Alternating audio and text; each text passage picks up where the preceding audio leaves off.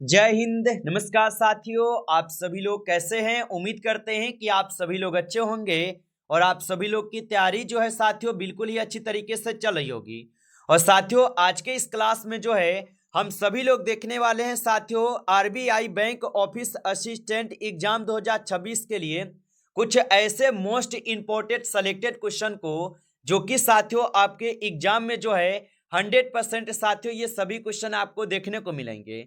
और साथियों जिन भी साथियों का पेपर जो है आपके 28 फरवरी से लेकर आपके 1 मार्च को साथियों पेपर है, आप सभी लोग इस क्लास को बिल्कुल अच्छे से देखेंगे क्योंकि साथियों ये क्लास आपके लिए रामबाण साथियों क्लास साबित होने वाले हैं। तो अगर आप लोग का एग्जाम साथियों 28 फरवरी और 1 मार्च को है साथियों तो आप इस क्लास को देख कर जाएंगे।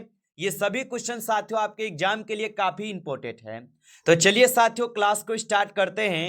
उनसे पहले यदि आप इस चैनल पे पहली बार जुड़े हैं तो साथियों आप जो है इस चैनल को सब्सक्राइब कर लीजिएगा और सब्सक्राइब करके साथियों आप ऑल नोटिफिकेशन को ऑल पे दबा के जुड़ जाइएगा, जिससे कि जब भी कोई नई क्लास हो सबसे पहले क्लास का नोटिफिकेशन जो है आपके पास साथियों पहुंच सके।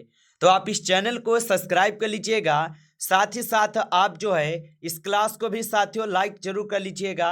तो चलिए साथियों क्लास को स्टार्ट करते हैं और देखेंगे साथियों क्वेश्चन क्या दिया गया है। साथियों क्वेश्चन दिया गया है कि निम्नलिखित में से कौन सा बैंक विदेशी बैंक का उदाहरण है। चलिए बताएंगे साथियों। ये सभी क्वेश्चन साथियों ऐसे सिलेक्टेड क्वेश्चन को लिए गए हैं जो कि साथियों आपके 100% जो है एग्जाम में साथियों ये सभी क्वेश्चन आपको देखने को मिलेंगे। तो यदि आप लोग साथियों इस बार सिलेक्शन लेना चाहते हैं तो आप इस क्लास को जरूर देखकर ही जाएंगे। और बताएंगे साथियों निम्नलिखित में से कौन सा बैंक विदेशी बैंक का उदाहरण हो जाएंगे। तो याद रखेंगे साथियों यहां पे इस क्वेश्चन का सही जवाब जो है यहां पे ऑप्शन आप सभी लोग जो है ऑप्शन सी करेंगे साथियों, याद रखेंगे आप लोग। चलिए अगला क्वेश्चन है कि किस प्रकार के बैंक खाते में न्यूनतम जमा राशि जो है बनाए रखना अनिवार्य नहीं होता। चलिए बताएंगे साथियों कि किस प्रकार के बैंक खाते में न्यूनतम जमा राशि बनाए रखना साथियों अनिवार्य नहीं होता। तो याद रखेंगे साथियों यहां पे इस क्वेश्चन का आप सही जवाब जो है ऑप्शन सी करेंगे साथियों बेसिक बचत खाता नहीं होगा, ऑप्शन सी सही जवाब है। अगला क्वेश्चन है निम्नलिखित में से किसके द्वारा मुद्रा लोन प्रदान किया जाता है। चलिए बताएंगे साथियों कि निम्नलिखित में से किसके द्वारा मुद्रा लोन प्रदान किया जाता है। तो याद रखेंगे साथियों यह प्रदान किए जाते हैं वाणिज्यिक बैंक के द्वारा, ऑप्शन यहाँ पे 20 क्वेश्चन का सही जवाब है, याद रखेंगे। चलिए अगला क्वेश्चन है साथियों कि डीमेट खाता किससे संबंधित होता है।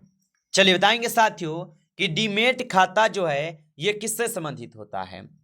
तो साथियों डीमेट खाता जो है ये शेयर और प्रतिभूतियां से संबंधित होते हैं, ऑप्शन यहाँ पे आप बी लगा रहे हैं तो सही जवाब है, याद रखिएगा। चलिए अगला क्वेश्चन देखिएगा निम्नलिखित में से कौन सा एक मौद्रिक नीति का साधन नहीं है। चलिए बताएंगे साथियों कि निम्नलिखित में से कौन सा एक मौद्रिक नीति का साधन नहीं है। तो याद रखेंगे साथियों राजकोषीय घाटा नहीं होगा, ऑप्शन बी सही जवाब है, राजकोषीय घाटा नहीं होगा। अगला क्वेश्चन है कि सिबिल का संबंध जो है किससे है। चलिए बताएंगे साथियों कि सिबिल का संबंध जो है किससे हो जाएंगे। तो साथियों सिबिल का जो संबंध हो जाएंगे साथियों ये क्रेडिट स्कोर से है, ऑप्शन यहां पे आप बी करेंगे सही जवाब, क्रेडिट स्कोर से होगा। चलिए अगला क्वेश्चन है बैंकिंग क्षेत्र में बेसल मान दर किससे संबंधित है। बताइए साथियों कि बैंकिंग क्षेत्र में बेसल मान दर किससे संबंधित है। तो साथियों आप याद रखेंगे बैंकों का पूंजी पर्याप्तता मानक, ऑप्शन ए यहां पे सही जवाब है, बैंकों की पूंजी पर्याप्तता मानक होगा। अगला प्रश्न है कि निम्नलिखित में से कौन सा भुगतान बैंक का उदाहरण है। चलिए बताएंगे साथियों ये ऐसे सिलेक्टेड क्वेश्चन है जो कि आपके पेपर के लिए साथियों इंपॉर्टेंट है, तो आप अच्छे से इनको याद करके एक बार जरूर जाएंगे। और बताइए कि निम्नलिखित में से कौन सा भुगतान बैंक का उदाहरण है। तो याद रखेंगे साथियों यहां पे एयरटेल पेमेंट्स बैंक हो जाएंगे, ऑप्शन बी कीजिएगा सही जवाब, एयरटेल पेमेंट्स बैंक है। अगला क्वेश्चन है, निम्नलिखित में से कौन सा बैंकिंग शब्द नहीं है? चलिए बताएंगे साथियों कि निम्नलिखित में से कौन है जो कि बैंकिंग शब्द नहीं है। तो साथियों निफ्टी जो है ये बैंकिंग शब्द नहीं है, ऑप्शन ए सही जवाब है। अगला प्रश्न है कि पीपीएफ खाता कितने वर्ष की अवधि के लिए साथियों खोला जाता है? चलिए बताएंगे साथियों कि पीपीएफ खाता कितने वर्ष की अवधि के लिए खोला जाता है। तो याद रखेंगे साथियों 15 वर्ष की अवधि के लिए, ऑप्शन सी सही जवाब है, 15 वर्ष की अवधि के लिए खोली जाती है। अगला क्वेश्चन है, निम्नलिखित में से कौन बैंकिंग विनियामक है? चलिए बताइए साथियों कि निम्नलिखित में से यहाँ पे कौन बैंकिंग विनियामक है। तो साथियों आप याद रखेंगे यहाँ पे बैंकिंग विनियामक जो है आरबीआई हो जाएंगे साथियों, ऑप्शन सी सही जवाब है, आरबीआई हो जाएंगे। चलिए अगला क्वेश्चन है, निम्नलिखित में से कौन सा बैंकिंग शब्द यहाँ पे मुद्रास्फीति से संबंधित है? चलिए बताएंगे साथियों कि निम्नलिखित में से कौन सा बैंकिंग शब्द मुद्रास्फीति से संबंधित है। तो याद रखेंगे साथियों यहाँ पे आपके रेपो दर हो जाएगा, ऑप्शन ए करेंगे सही जवाब, रेपो दर है। अगला क्वेश्चन है, निम्नलिखित में से कौन बैंक का स्वनियामक संगठन है? चलिए बताएंगे साथियों निम्नलिखित में से कौन बैंक का स्वनियामक संगठन है। तो याद रखेंगे साथियों यहाँ पे इस क्वेश्चन का सही जवाब ऑप्शन यहाँ पे साथियों बी करेंगे, ऑप्शन यहाँ पे आप लोग का बी सही जवाब है साथियों, याद रखेंगे। चलिए अगला क्वेश्चन है, निम्नलिखित में से कौन सी एक सरकारी बीमा कंपनी है? चलिए बताइए साथियों। और साथियों आप लाइक नहीं किए होंगे इस क्लास को, तो आपसे छोटा सा रिक्वेस्ट है साथियों आप इस क्लास को एक बार ज़्यादा से ज़्यादा आप लाइक जरूर कर लीजिएगा।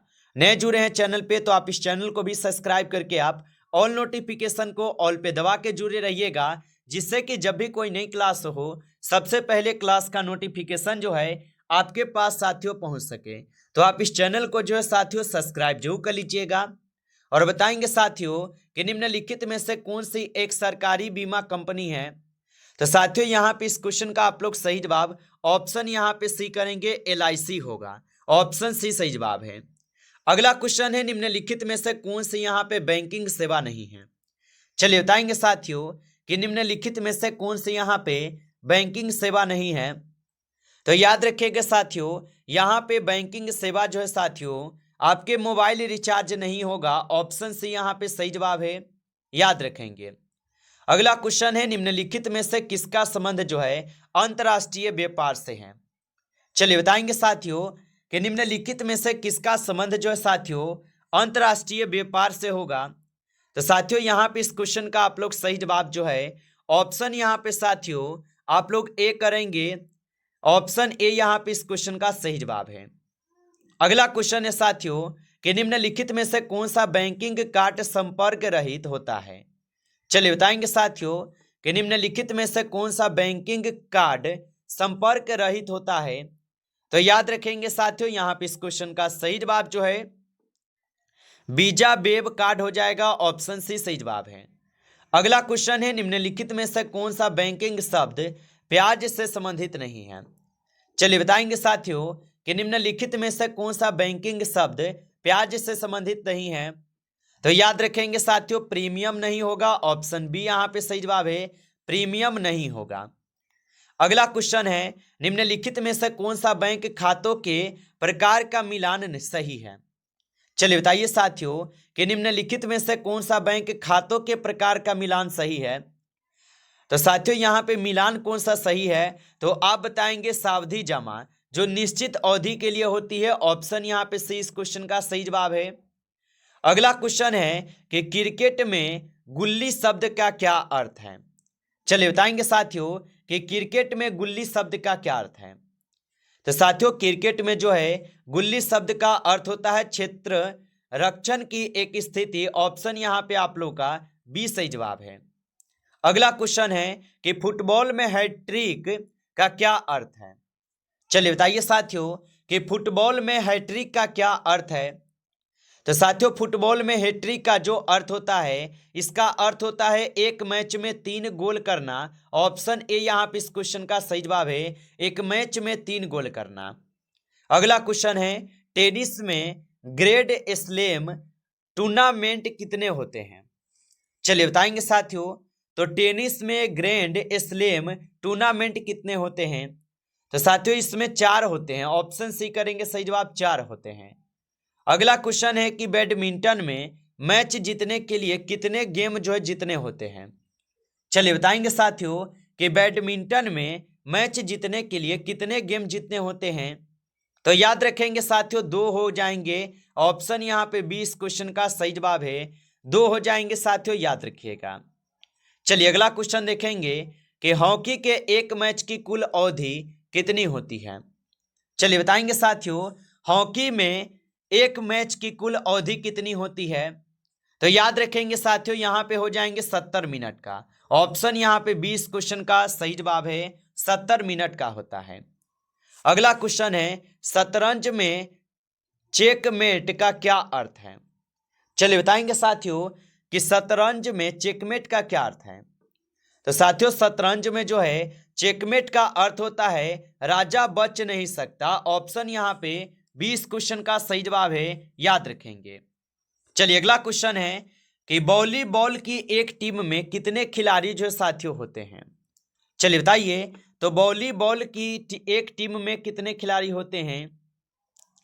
तो साथियों इनमें कुल 6 खिलाड़ी होते हैं। ऑप्शन यहाँ पे 20 सही जवाब है, 6 खिलाड़ी होते हैं।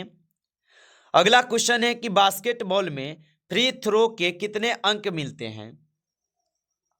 चलिए बताएंगे साथियों कि बास्केटबॉल में फ्री थ्रो के कितने अंक मिलते हैं।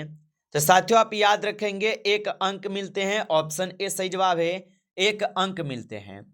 चलिए अगला क्वेश्चन है कि एथलेटिक्स में मैराथन की दूरी कितनी होती है? चलिए बताएंगे साथियों कि एथलेटिक्स में मैराथन की दूरी कितनी होती है। तो साथियों इनकी दूरी जो है आपके 42,000 यहाँ पे 195 किलोमीटर होते हैं। ऑप्शन सी सही जवाब है। अगला क्वेश्चन है कबड्डी में सुपर टैकल का क्या होता है? चलिए बताएंगे साथियों कि कबड्डी में सुपर टैकल का क्या अर्थ होता है। तो याद रखेंगे साथियों यहाँ पे इस क्वेश्चन का सही जवाब जो है ऑप्शन सी हो जाएंगे, 3 रक्षकों द्वारा मिलकर रेडर को पकड़ना। ऑप्शन यहाँ पे सी सही जवाब है।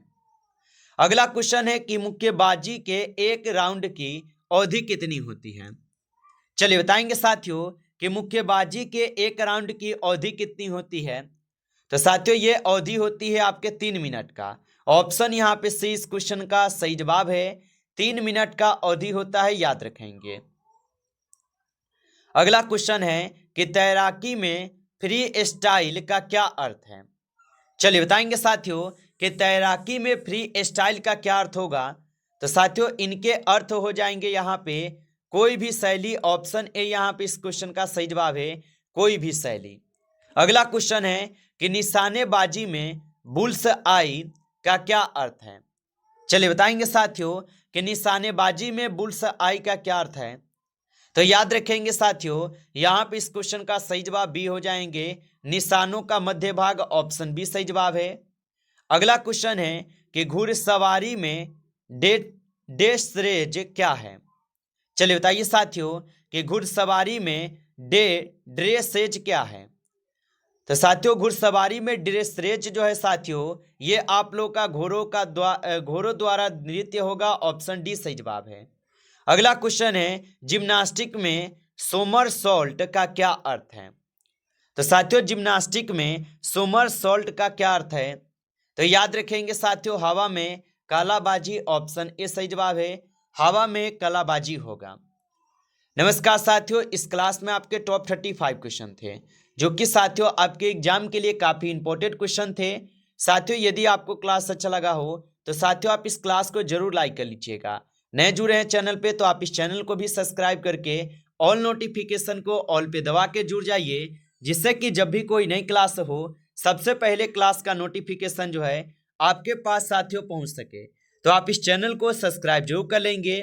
चलिए फिर मिलते हैं आपसे एक नेक्स्ट टॉपिक के साथ नेक्स्ट क्लास में। तब तक के लिए जय हिंद, जय भारत।